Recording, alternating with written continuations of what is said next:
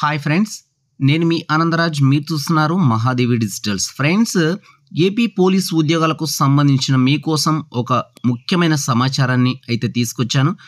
కాకపోతే ఇంత మంచి న్యూస్ పెద్ద పెద్ద పేపర్లో రాలేదు. సో దానికి గల కారణం అయితే నాకైతే తెలియదు. బట్ మన యాస్పిరెంట్స్కి చేరవేయాలి అనేటువంటి ఉద్దేశంతో ఈ న్యూస్ని అయితే మీకోసం ప్రజెంట్ చేస్తున్నాను. కాబట్టి ఈ న్యూస్ని, ఇంత మంచి వార్తని స్ప్రెడ్ చేయాల్సినటువంటి విషయం కాబట్టి మీ ముందుకైతే షేర్ చేస్తున్నాను. వీడియోని తక్కువ లెంత్లోనే కట్ చేస్తాను. స్కిప్ చేయకుండా ఎండ్ వరకు చూడండి. మ్యాక్సిమం అభ్యర్థులకు న్యాయం చేయాలి అనేటువంటి ఉద్దేశంతో మన యాస్పిరెంట్స్ మీడియా ముందుకు వచ్చి అయితే మాట్లాడారు. అది ఇప్పుడు చూద్దాం. మెయిన్ డిమాండ్ ఏంటంటే, ఇది క్వాలిఫై మార్కులు లేకుండా ఆల్రెడీ ఫిలిమ్స్ ఎలా చేశారు, క్వాలిఫై మార్కులు ఎలాంటి పాస్ కావాలని ఎలా చేశారు. అలాగే ఈవెంట్స్ కొట్టించారు చేద్దాం, ఇది ఫిలిమ్స్ పాస్ కావడం వల్ల. అట్లాగే ఈవెంట్స్ కూడా క్వాలిఫై కూడా మెయిన్స్ రాపిస్తున్నారు. కోర్టు ఆర్డర్ వచ్చింది చెప్పి మెయిన్స్ ఎలా చేయాలని అంటే ఆలోచన సత్యంలో ఉన్నారు. చేస్తారని సమాచారం వచ్చింది. చేసినట్లయితే మేమంతా జర్నలిస్ట్ నష్టపోతాం. సుమారు 100 మంది దాకా వచ్చి అన్ని జిల్లాల నుంచి, ప్రతి జిల్లా నుంచి అందరూ వచ్చారు. రాష్ట్రం మొత్తం ఇక్కడ పోలీస్ కోర్టు దగ్గరికి వచ్చారు. సార్ ఈ సిచ్యువేషన్ ఇది మాకు అన్యాయం జరుగుతుంది, మీరు న్యాయం చేయండి అన్నాం. జూన్ ఎగ్జామ్ పెట్టాం, రాయడానికి ఓకే. కాకపోతే ఇప్పుడు ఏం జరుగుతుందంటే, జూన్ ఎగ్జామ్ పెట్టి వీళ్ళందరూ ఎలా చేయాల్సి వస్తుంది. సో అందుకని చెప్పి 2 నెలలు కానీ ఎగ్జామ్ వెనకాన్ని పంపించినట్లయితే 2 నెలల కేసు క్లియరెన్స్ చేస్తానంటున్నారు. ఆ కేసు క్లియరెన్స్ వచ్చిన తర్వాత ఎగ్జామ్ పెట్టండి. ఈ 2 నెలలు ఆపేసి. సో వీళ్ళు ఎవరిని ఎలా చేస్తారు? Illegal sir. రాజ్యాంగం విరుద్ధం. ఆర్టికల్ 14 ప్రకారం సుమారు వాళ్ళు 4000 మంది హోంగార్డులు ఉన్నారు సార్. ఇందులో ఫిలిమ్స్ రాసిన వాళ్ళు ఎవరైతే కోర్టు ఆర్డర్ తెచ్చుకున్నారో సుమారు 1500 మంది కోర్టు ఆర్డర్ తెచ్చుకున్నారు. వాళ్ళందరినీ ఎలా చేస్తున్నారు? అందులో సుమారు 300 మంది మాత్రం నిజంగా పాస్ అయ్యారు. అది ఎవరు పాస్ కాలేదు సార్. అందులో ఒక 200 మాత్రమే కోర్టుగా పాస్ అయిన వాళ్ళు ఉన్నారు. మిగతా వాళ్ళంతా ఇల్లీగల్గా వస్తున్న వాళ్ళే. లేదు సార్, అక్కడ ఇవ్వడానికి లేదు. స్పష్టంగా ఇప్పుడు ఆల్రెడీ సుప్రీంకోర్టులో కేసు వేసింది సార్.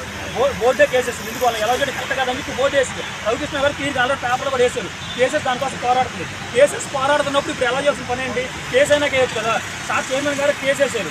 ఏది జనరల్ హాస్పిటల్ కేసెస్ పోరాడుతున్నారు. 2 నెలలు అయితే కేసు క్లియరెన్స్ వచ్చింది. ఇప్పుడు హడావిడికి ఎగ్జామ్ పెట్టేసి ఇది గందరగోళం. మళ్ళీ మేము రిపోర్టు చుట్టూ తిరగాలి. అవును సార్. అవును సార్, ఈ వివాదాలు పరిష్కరించిన తర్వాత మాత్రం ఎగ్జామ్ పెట్టండి. ఎందుకంటే మధ్యలో ఎగ్జామ్ కానీ పెట్టినట్లయితే మేమందరం నష్టపోతాం. ఎందుకంటే 3 సంవత్సరాలు ప్రిపేర్ అవుతున్నాం సార్. ఈ ఎగ్జామ్ పెట్టడం వల్ల కోర్టు కేసులు పడతాయి. ఇప్పుడు మెయిన్స్ రాస్తే వాళ్ళు బలం పెరిగింది సార్. మెయిన్స్ రాయడం వల్ల ఆల్రెడీ ఇప్పుడు ఈవెంట్స్ పెట్టినందుకే ఇల్లీగల్ వాళ్ళ బలం పెరిగింది. ఇప్పుడు మెయిన్స్ రాస్తే ఇంకా బలం పెరిగింది. అప్పుడు ఏం చెప్పేది? మీరు ఎందుకు పెట్టారు, మీరు ఎందుకు అడగలేదు, వాళ్ళని ఎలా చేస్తున్నప్పుడు తప్పు మీ దగ్గర మమ్మల్ని అంటారు సార్. కోర్టుకి ఉన్నాయి సార్. కానీ కొంతమంది ఓవర్ ఏజ్ వాళ్ళు కూడా తీసుకున్నారు సార్. ఓవర్ ఏజ్ వాళ్ళు కూడా చాలా మంది తీసుకున్నారు. అది ఇల్లీగల్ సార్. ఓవర్ వాళ్ళు కూడా ఎలా చేయమని చెప్పారు. అలాగే హైట్ లైన్ వాళ్ళు కూడా ఎలా చేయమన్నారు. ఎంత కోర్టు రాదు వీళ్ళందరినీ చేయడం నోటిఫికేషన్ అవకతవకలు చివరికి క్యాన్సిల్. గ్రూప్ 1లో చూసారు సార్ ఎలా జరిగిందో. గ్రూప్ 2లో జరిగారు. తీసుకెళ్ళారు సార్. చైర్మన్ గారితో స్వయంగా నేను మాట్లాడాను సార్. ఇది ఇల్లీగల్ సార్ చేస్తుందని చెప్పి. స్వయంగా ఫిబ్రవరి 3వ తారీఖున చైర్మన్ గారు వచ్చిన రోజే నేను కలిసి మాట్లాడాను. కొత్త చైర్మన్ గారితో మాట్లాడి, సార్ ఇదంతా కరెక్ట్ కాదు సార్, ఇది ఇల్లీగల్గా చేస్తున్నారు సార్, కొంచెం చూడండి సార్ అంటే, సార్ ఈ 3 నెలల ఎగ్జామ్ ఆపి కోర్టు కేసు పోరాడారు. కానీ ఏంటంటే అది ఇంకా కంప్లీట్ కాలేదు. 2-3 నెలలు అయితే కేసు కంప్లీట్ అయింది. ఇప్పుడు అంత హడావిడిగా పెట్టి మమ్మల్ని నష్టపరచడం 3 సంవత్సరాల నుంచి చదువుతున్నాం. నష్టపరచాల్సిన అవసరం ఏముంది? అది ఈ 2 నెలలు ఆగినట్టు కేసు క్లియరెన్స్ వచ్చి అప్పుడు పెట్టిన ఎగ్జామ్. మాకు ఎగ్జామ్ రాయడంలో ఇబ్బంది ఏం లేదు. ఇలా చేయడం వల్ల ఇల్లీగల్ సార్. మేము అందరూ రాష్ట్రంలో ఎంతో మంది ఉన్నాం. 5 లక్షల మంది ప్రిపేర్ అవుతున్నారు దీనికి. ఇప్పుడు ఇది కానీ క్లియర్ అయితే నెక్స్ట్ నోటిఫికేషన్ రావడానికి అవకాశం లేదు. ఇది క్లియర్ అయితేనే తర్వాత నోటిఫికేషన్ వచ్చేది. ఇదే క్లియర్ కానప్పుడు తర్వాత రావు కదా. దీనివల్ల అన్ని ఆగిపోతున్నాయి. ఇప్పుడు సుమారు 2019 నుంచి ఒక్క కానిస్టేబుల్ ఉద్యోగం ఇవ్వలేదు. ఎందుకు ఇవ్వలేదు? ఈ కోర్టుల కేసుల వల్ల. త్వరగా మీరు కేసులు పరిష్కరించి పెడితేనే మాకు న్యాయం జరిగింది. అందుకే ఎగ్జామ్ ఆపి కేసులు పరీక్షించిన తర్వాత పెట్టమని మా డిమాండ్ సార్ ప్రధానంగా అయితే. Thank you sir. నేను ఈవెంట్స్, ఫిలిమ్స్ క్వాలిఫై అయిన యాస్పిరెంట్ని, కానిస్టేబుల్ యాస్పిరెంట్ని. ఇప్పుడు సిచ్యువేషన్ ఏంటంటే, ఆల్రెడీ ఫిలిమ్స్ పాస్ కాకుండానే ఈవెంట్స్కి ఎలా చేశారు హోంగార్డులు. వాళ్ళు మళ్ళీ కేసు వేసారు. ఎందుకు మమ్మల్ని ఇటే ఎలా చేశారు కదా, మెయిన్స్కి ఎలా చేయాలి. ఈవెంట్స్ పాస్ కాలేదు, మెయిన్స్కి ఎలా వచ్చామని వేసారు. కోర్టు నుంచి ఏంది వాళ్ళందరికీ ఎలా వచ్చామని ఆర్డర్ వచ్చింది. అక్కడ విషయం ఏంది, వీళ్ళు అరువులా కాదని తర్వాత విషయం కేసు ఎటువైపు లేదు, అటు లేదు ఇటు లేదు. ప్రజెంట్ జరుగుతుంది కాబట్టి వాళ్ళు ఎలా చేయమని చెప్పింది.